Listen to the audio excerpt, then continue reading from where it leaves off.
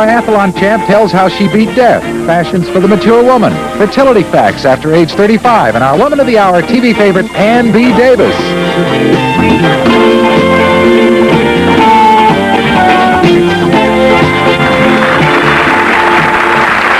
I know you're going to like today's show.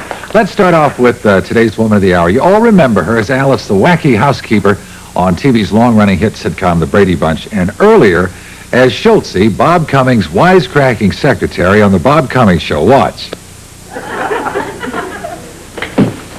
Schultzy. Look, Uncle Bob, he even gave me a free book of lessons, guitar, wizardry, self-taught. Become a virtuoso overnight.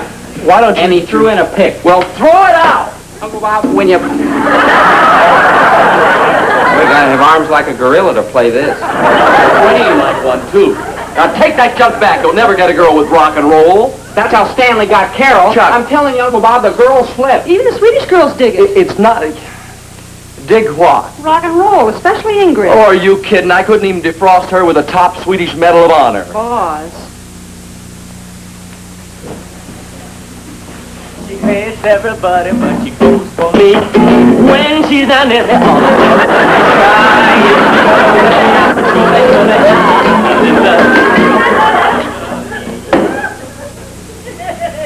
You see, Uncle Bob? Now can I keep the guitar? No, you can't. I love you, darling, when the sun goes down. I love you, darling, when the moon is big and round. I love you, darling.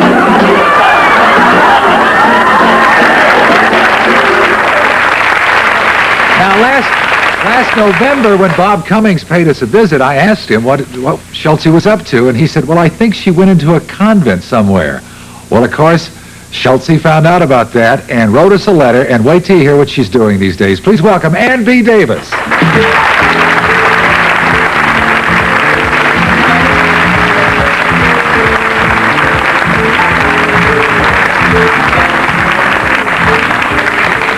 That's hysterical. Huh? That's hysterical. How long has it been since you've seen a clip of Well, it's Cummings it must show? be 12, 30.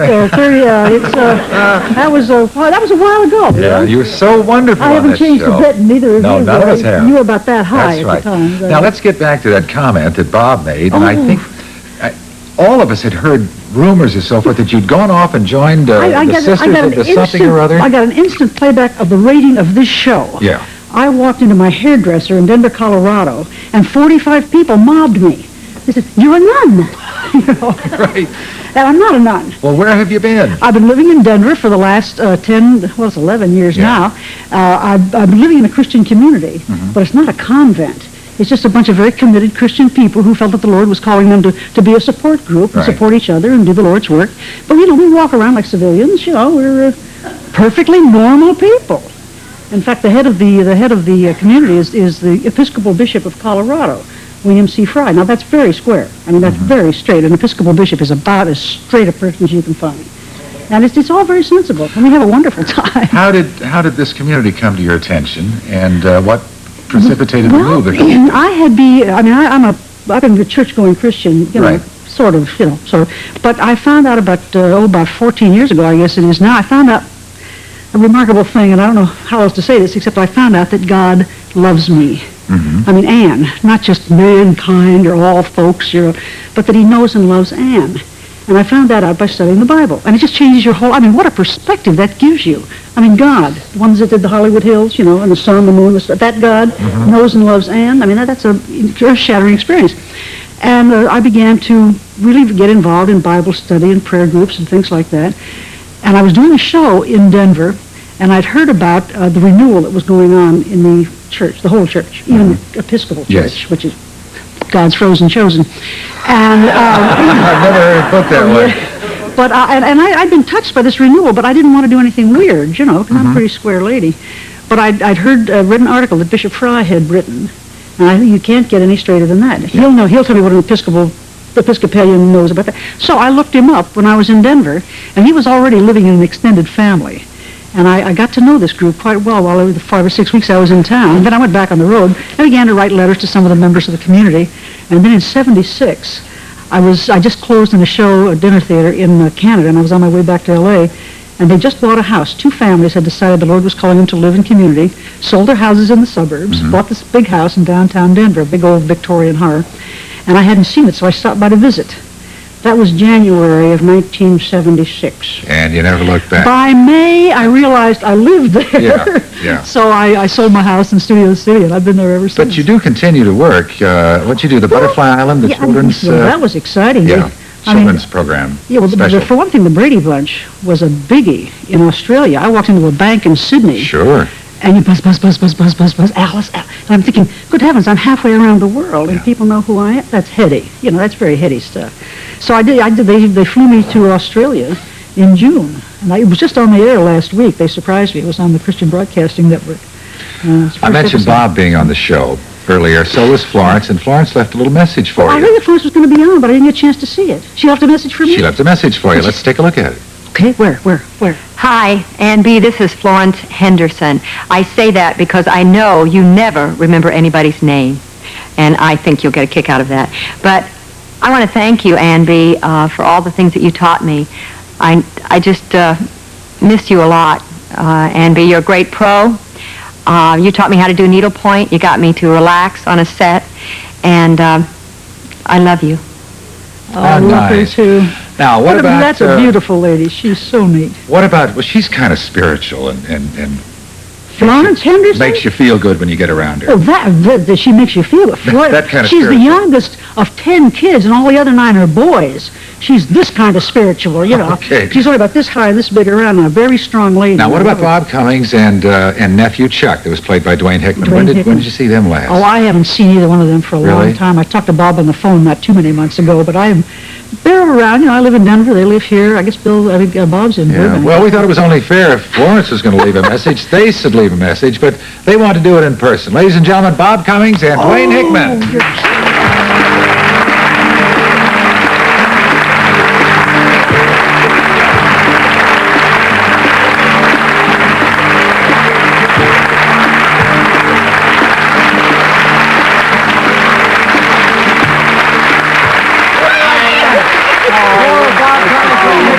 Davis.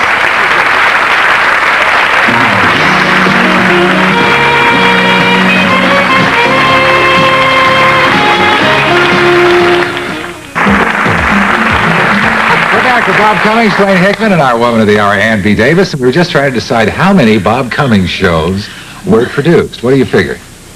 Oh, I can tell you there were 3 or 4. That was the first week. 100. Never give this guy a straight number.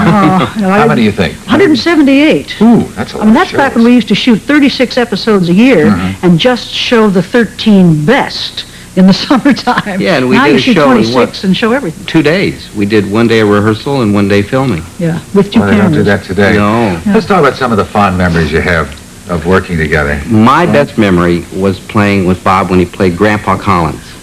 And he had an electric blanket, it was a plate warmer, and a rotisserie, warm socks, and all that. And he had an old airplane, an old car. I used to love that. He'd play himself in the morning and do his makeup, and in the afternoon he'd be Grandpa Collins. Yeah. And all of the crew members tried to get as much done in the first half of the show because the minute he went into the makeup, which looks a little bit like this, my dear, the minute he went into Much the younger. makeup, Much younger. because the minute he went into the makeup, everything slowed down because he played Grandpa. Then he'd shake himself out of it, and start to work again. But then he'd slow down again. And The makeup took 3 hours. yeah, it did. Yeah. Bob was wonderful. wonderful. He was just great. Well, thank you. No, I mean that. I wouldn't have been in television without you. What about really. learning from each other? I mean, comedy is a precious Well, I was commodity. very green when I started. It was one of my first big things, Yeah. and Bob taught me everything. Everything. I wouldn't have been Dobie Gillis if not for Bob. I'll tell you the kind of things that Bob used. You don't mind if I tell him good stories? No, hell. Oh, The this kind of a is story I've never Honor done. Bob Day. Now, I'm older than Dwayne. I'm younger than Bob by a minute or two. But, I had never done television or film. I'd done stage, and as far as I knew, if you made a little mistake, keep talking, honey, just keep right on going. Well, I'd make a boo-boo in a scene, and Bob would let it go for 2 or 3 lines, and then he would make a mistake. To cover you. So then we'd go back and do it over again. In the meantime, he'd walk me over to the water fountain and say, Ann, you're rushing on to do. Oh, yeah, I love that Don't talk expression. so Yes, you're talking too fast. You're rushing on to doom. Yeah, I love that. Uh-huh. Oh, he used to do that kind There's of thing. a all the time. wonderful story I read about you and your audition. And it Which was, version? it was evidently life or death because you were instructed to be funny in 30 seconds. And there were some heavyweights in this meeting, were there not? Well, it was George Burns and... Now, he owned part of the show, didn't he? Oh, yes. Yes. Paul Henning, who was the writer-producer, George Burns, and a fellow named Eddie Rubin, a cute little guy. And Fred de Cordova, wasn't he there? He directed the pilot. He directed the pilot. He was in that. He was in that. He was in the meeting as He well was as in that Bob. meeting. I remember. Oh, and Bob. Yeah. You know. So what happened? You my walk in goodness. the room. You've not done television. I. No, sweat we were all bullets. sitting out in this room, and it was a Saturday afternoon, and Paul Henning said, we've got to get somebody to play Schultze. Jane Withers was going to play it, but there was some mix-up with her manager, and she didn't do it. And we had to shoot Monday morning, and we had no Schultze, and she was an important character in the show. So Eddie Rubin said, well, I don't know about the rest of you guys, but I'm going to the bathroom. And he stood up and went out in the hallway, and he came back almost immediately. He says, I saw something down by the water fountain. I said, what'd you see? He said, I don't know if it's, I think it's Schultze. And I said, it is? Who is it? He said, I don't know. I said, well, go get her. And he brought her back in. We didn't know who she was. We'd never met her. We didn't know about her talent or what she'd done. And you were there for the audition, I though. was there. No. Yeah. Huh? Oh, you were for Oh, I was. You didn't know that. You didn't know All me these years, from he the thinks water somebody picked you up at the fountain. water Yeah, the fountain. water fountain. Great story. How many times have you told that story, Bob? That's close enough now. That's close enough I for like country that version music. better. Now, I do my too. agent sent me in, and I read for Bob and Paul Henning and George Burns. I was scared to death. And then I went back and read again, and I got the part. But it was more conventional than the water Yeah. fountain. But from your standpoint, walking in and these heavyweights. Oh, are let me sitting tell there. you, that's scary. Yeah, I mean, it those, is. all those big movie stars with whom I had been in love for some years, you know. And Fred de Cordova, he just did the, I don't know if you know him. Well, Fred still produces Yeah, the it's Tonight Tonight Show. Show. But Yeah. he is a very forbidding man. Very funny, but he's got- very intimidating. Not if you don't know him. He's Yeah. very forbidding man. He's got a hawk nose and dark eyes and I go, And what you do in a case like that, you just walk in and read the heck out of whatever it is you're doing. Yeah. Because there's nowhere to go but up. You know, you've got to be all right. Yeah. What's the big difference between today's sitcoms and the sitcom of... Well, Well, I think it was the more Bob fun. Cummings show, More for fun example. back in those days, and more spontaneous, less interference. The shows, I think, in general, were very good then. You know, Yeah. they really were. Is there a chance of you guys working together again? I'd love to. I would love to, if Bob will do it. With You're too old. I probably am, yes. Did I read Dobie Gillis is coming back? Yeah, we're going to do a Are you reunion really? Oh, my movie God. for Oh, CBS how fun. television and Fox. Yeah. Have you got everybody? We're trying, yeah. We've got Bob Denver as Maynard and Sheila James as Zelda, and we're working on everybody. Oh, that's terrific. Hope to do that in the We next could go couple back months. and do the grandpa Yeah, the thing grandpa. now for real, huh? No makeup at all. Well, you know. I like that. No, that's not You fun. haven't changed a bit, Bob. Bob, terrific to see you again. Oh, Thank you. So Dwayne, nice to thank see you for being here. Gary, thank you. It's the weekend review, and Andrew and I will be right back.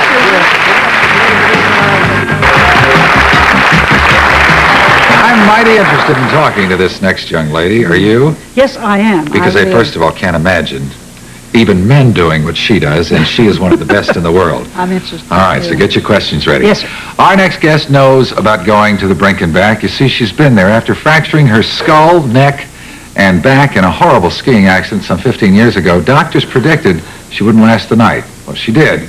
And in 1985, she set a course record in the Ironman Triathlon Championships, one of the most grueling events in endurance sports. Here she is in training. How'd she come back from the brink? Let's ask Ironman Triathlon champ Joni Vanderveen Dunn. Got her almost got her all the way out. How are you, Joni? Well, thank you. Was this recreational skiing, or were you involved in some kind of training? No, it was very recreational skiing. I was never an athlete. I grew up in the 50s and 60s when women were told, you know, we didn't do sports. Sports weren't available to us, really. In a few places, I grew up in Indiana, there were no team sports. And, you know, the idea of sweating was most unattractive. Not much skiing in Indiana either. No, I took up skiing. I left Indiana and moved out east, and I just took up skiing as a social sport. And you just were out of control one day? And I was just coming down a trail on a mountain that I skied frequently with a friend, and it's actually a perfectly flat spot on the trail, and it had turned, sometime during the day, it turned to white ice. There must have been some melting and some freezing, and it looked like snow. It was just solid white ice, and the trail, it was very flat, but made a sharp turn to the right. And as I went to go into the turn to the right, I was on the ice and you just kept going over kept the going edge. straight, and it took me right off the edge. They said you wouldn't recover. Wouldn't last the night. Well, you busted everything in sight, didn't you? Yeah, Can we call this a miraculous recovery? And what do you think brought it about? Yeah, I wanted to live. I heard them tell me, I heard a doctor turn to a nurse in the emergency room and say, go call her parents, she's not going to make it through the night. Oh, boy. And when I heard, I heard it because I was in the room, and he turned and looked over his shoulder to the nurse behind him. And when he said that, something inside of me, it just said, it can't be, I've got to live. I had a 3-year-old son, and I was a single parent, and there was no one for him other than me. And I couldn't die. I had to stay there. Yeah, what was the road back like? Long and hard. But somehow, I just took it day by day. I was in several hospitals, but the first one was a small hospital in Vermont. There was this little window in the room. I was kind of flat out in this bed. My head was lower than my feet, and there was a lot of traction. And I had an iron thing around my head, and I could see the window. That's about, other than the ceiling, I could sort of see this window. And I just would watch for the sun to come up. That's how I kept track of time. Days and nights became one, but when I would see light in that window for the first time, I knew I had made it one more day. That's incredible. And that's how I took it day by day. Can I ask you a question? Because I read the account in the Reader's Digest, which speaks of your seeing the light and going toward the light. And I'm interested in afterlife things. And you came back because you knew you had a job to do. Exactly. Was God involved in that? Oh, yeah. Because you don't say that in the article. Yeah. It's just a light. But do you really believe that's what it is. God let me live. Yeah. I think God is the one who turned me around, away from the lights, so I could open my eyes and live. Well, you were brought up in what? Dutch Reform. Yeah, the Dutch Reform people they're very strict. Yeah. Our whole life was centered around church. Yeah, but you turned away from that when you went to college. A lot of us do. I went to the Dutch Reform College, but I had, I've been saturated with it. Catechism, Sunday school, all my life. It comes in through your pores. So, it was all in me, but I just didn't want to practice it anymore. So I just, I didn't need a church to believe in God. From never being an athlete to, and adding to insult to injury, if you will, or injury to insult, being broken up and just mended back together again. How do you go from that to competing and for love of man B. Davis?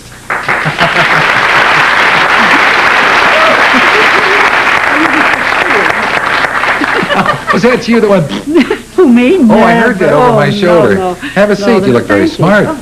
Wait a minute, I have to get some help. Oh, lady's gosh. getting up on there. Thank you. Wasn't that a hoot with Bob? Oh, I love that. Did you enjoy that? Yes. Good. Thank you. I'm That was a glad. nice thing to do for me. All right. Now, I don't know what kind of material this is. I know nothing about All right, this. well, let's find Isn't out. it pretty? Don't we look nice in Yeah. it? And that's all I know. Evidently, the polyester pantsuit is out for the tell me. mature woman. Huh? Go ahead. Sorry. All right. And here with what's in is our fashion authority, Sandy Newton. Hello, Sandy. Hello, Andy. You know all about these Yes, I things, do know yeah. all about this. This is beautiful. How do you feel in it? Like a person in a nice, comfortable thing. Well, it's very flattering. It's by, it's Oh, by I don't Arthur know. Max. Well, it's comfortable, isn't it? Oh, it's very. All the wonderful. pants we brought today for the mature woman, as we're calling the segment. That means something happens to your waistline that defies Exactly. description. And these are expandable pants. They're pull-on Yeah, waistbands. but also, along with that comes a mindset change. You That's suddenly right, go to that's different important. departments Who, me? in Oh, yes. stores, and they tend to dress old. Well, they used to tend to dress you old. You know, it was pretty much one color, maybe darker Yeah. colors, kind of shift-like Well, garments. I'll tell you, the elastic waist is the greatest thing that's ever happened to is. me because I fall right between the big city woman and we don't carry your size. So this is perfect for you. Yes, perfect. I love it. Very flattering. And it is rayon, by the way. You asked about the fabric. Is it? Yeah. So it's easy to Very care nice. for. It packs easily, and it looks gorgeous on you. Thank you. All right. Well, let's take a look at some mature models. Good, let's do and that. show you some very good looks that are out now in the stores. And it shows you don't have to look like the frumpy older model. very sharp. Marilyn looks just beautiful in this outfit by Bay Club of Catalina. Now, what's different about this, of course, is the bright colors. We tend to think of the dull, drab monotones. You can't get any hotter than this bright pink, turquoise, yellow, and white. Also, the horizontal stripes. It used to be that you shouldn't wear horizontal stripes because it wasn't as flattering for the older figure. You can see this is very flattering on Marilyn. The top is a little longer to maybe cover some hip problems. And, of course, Well, those the stripes, pull-on you can't help pants. but notice it. Very flattering. Thank you, Marilyn. Thank you. The fact that she has a stunning figure doesn't hurt. She does have a stunning figure. Now let's take a look at what Ruth is wearing. Now this is also a very chic outfit. This is very classic, kind of a nautical look in classic navy and white. This is by Ann Cole. Now what's nice, again, the pull-on pants and a wider leg bottom. So it doesn't matter what your thighs look like. If you don't feel like you want to wear the tight Tell her like pants, it is, don't you? if you don't want to wear the tight pants, this will cover a multitude of thins. Also the nice big top and the longer cardigan sweater And again. the incredible shoulder pads are back. That's the big thing. Have you been wearing shoulder pads? Not for a long, I think I Oh, will. we got to get you I some. mean, it's not like getting your shoulders wider than your hips. Well, it's flattering because it tapers your body. It makes your waist look smaller and even your hips look smaller. Right. And I want to mention everything today was furnished by the California Moth, and they do a wonderful job. Thank you. And here we go with our next model. All right, let's take a look at Marilyn. Oh, No, I'm a totally undomesticated animal. yet you played one. The only reason I was able to do the cook stuff on the Brady Bunch because we had an excellent prop department. And they would hand me these delectable dishes, you know, Yes. or I'd stir the water, taste it, and then the prop man would hand me the thing and I'd carry it on and set it down. Isn't that wonderful? Okay, do you know how to use a freezer? I know how to open it. Okay, all right. Well, whether you're a gourmet cook or not, using your freezer wisely can save you time and money. Laura Bursgrad is back with tips to do just that. Hi, Lori. Nice to have you with us again. I'm all for tips to help me out here. Yeah? Yes. All right. Is there a technique to freezing? Well, the freezer is a wonderful thing. We know we can double pies and then put one in the freezer, and we can save on cuts of meat. You have to cut first. I mean, you have to cook first before you to can do cook that. first. Or no, if you want to buy a cut, a couple not of chicken breasts that are on sale, you can buy a few, but they don't last forever. So here are a few tips to help you understand your freezer a little better. Yes, ma'am. And I have made something called caponata. I wanted you all to have a little taste of something just to start off. It's kind of like an very eggplant exotic. relish. Now what I did was undercook it, so it should be a little bit crunchy.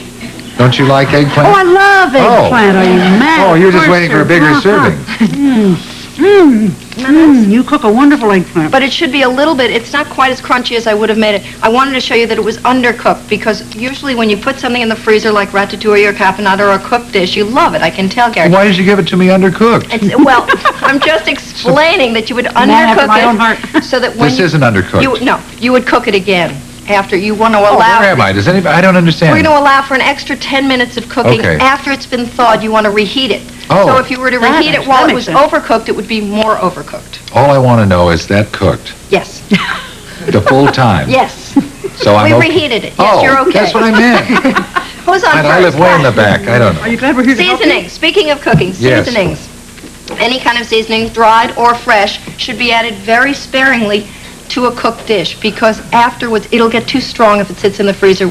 So you would add them after. Permeates there and really comes on. Very good. Now, Okay. tomatoes. Anything acidic should not be put in aluminum foil because it will actually eat through it and you might get pitting or holes. But you can freeze tomatoes? You can freeze tomatoes or any tomato sauce. You would freeze Well, it in here. You'd freeze the sauce, but Exactly, in a yeah. plastic container. But not the which would be tomatoes because they get that funny texture, Would don't be they? knacky. Mushy. Knacky, mushy Yeah, taste. mushy. Quality.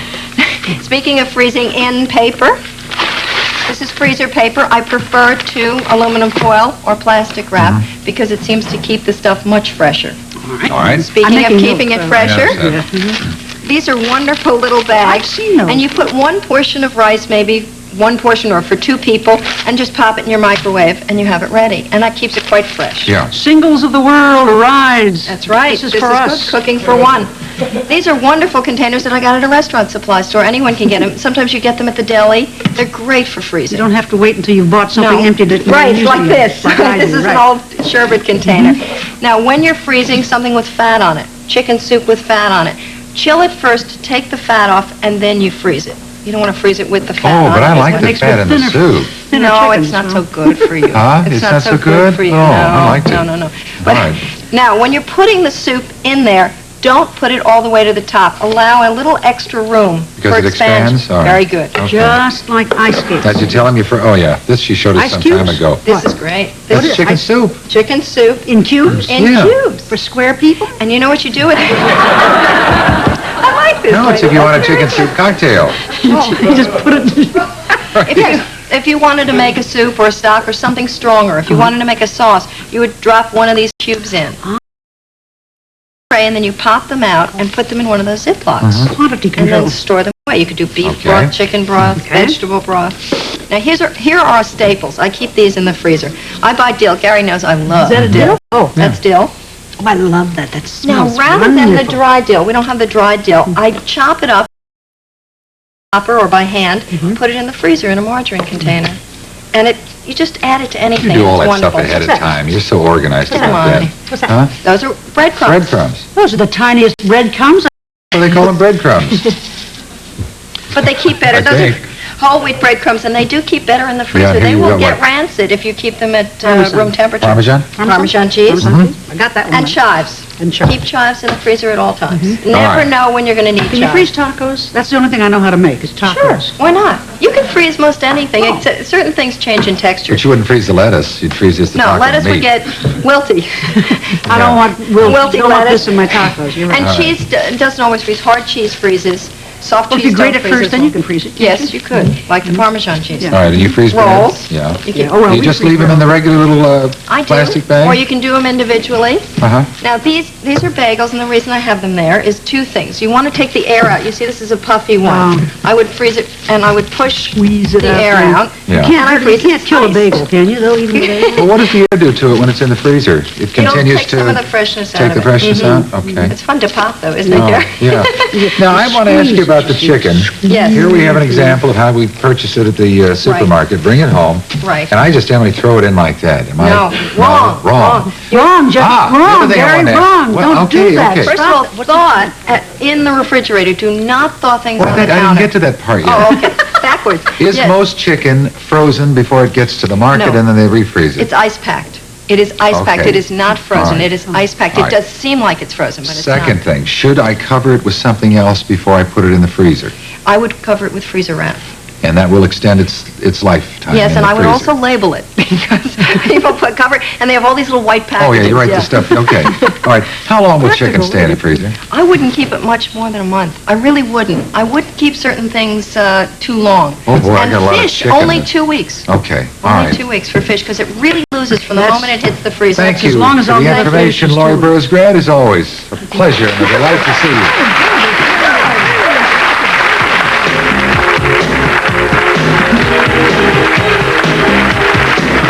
Hello to everybody up in Colorado, okay? All right. Until tomorrow, Gary Collins reminding you, try to make every hour count. Have a nice day and evening, and we'll see you tomorrow. Bye-bye.